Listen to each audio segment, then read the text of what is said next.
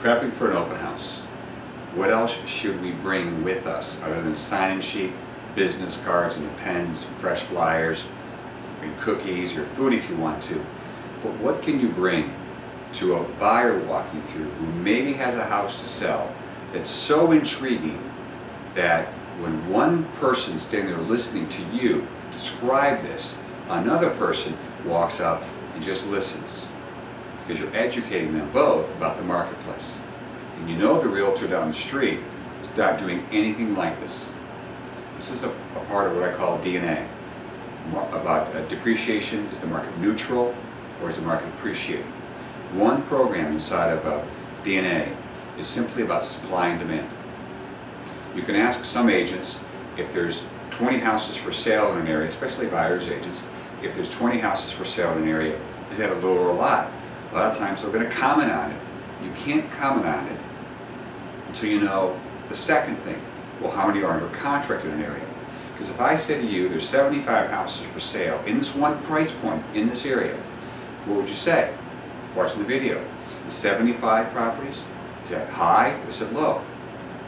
Let's say you said it's high inventory. But what if I said to you that there are another 79 properties in the area under contract? 70 something for sale, 73, 75, and 79 under contract waiting to close. When you have a one seller to one buyer ratio like that, we are in greatly accelerated appreciation. If we're in a marketplace where there's 75 for sale, but let's say there's only 10 under contract. That means it's an easier number. We have 70 for sale and we have 7 additional under contract. We now have a 10 to 1 ratio. There's 10 sellers every one buyer. Now we're probably in moderate depreciation. Heck, if you got 10 houses for sale, only 1 under contract, or 100 for sale, only 10 under contract, we are not in a growth marketplace. There's not enough demand. Prices are coming down. So that's moderate. If we see that the inventory, depends on the region of the country, but these are generally principles. If we have a 3 to 1 ratio, let's say there's 30 for sale in 10 pendings, somewhere in that ratio, we generally are somewhat in a neutral marketplace, right? Leaning toward a seller's market. In a seller's market, again, there are 75 for sale and 79 under contract. Now that's a really great seller's market. And in the buyer's market, we generally have the opposite. The spread becomes worse. Again, 50 for sale, 3 under contract in an area. The goal here is that you take a CMA report with you to the open house and listing interviews. It's extremely important that buyers and sellers see this to get perspective on a marketplace. Because generally, if they live there, they think it's a great area. Things are going well. It's a simple presentation showing somebody this is the supply of inventory and versus how many months of supply of inventory. I found through our process with our buyer's agents, our 12 buyer's agents in the field holding open houses, if they talked about 11 months of supply or 3 months of supply, it didn't mean a whole lot to a buyer like I'm not sure I get that.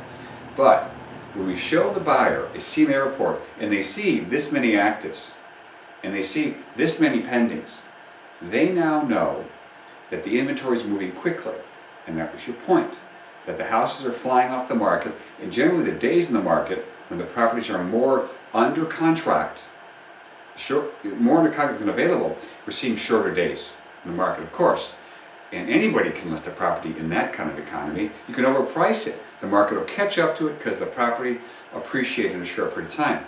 But if we have 50 for sale and 3 pendings, you can't keep up with the drop fast enough. So the CMA report, story, being at the kitchen counter, walking somebody through, you might have a question about this area that this property is in. And what I like to do is show you about market momentum. Got a second? And you just start showing them this. Now another person walks in the open house and they're hearing what you're talking about. We've had agents tell us that the buyers were actually stacked up listening. Isn't that what you want? to interact with everybody who came in.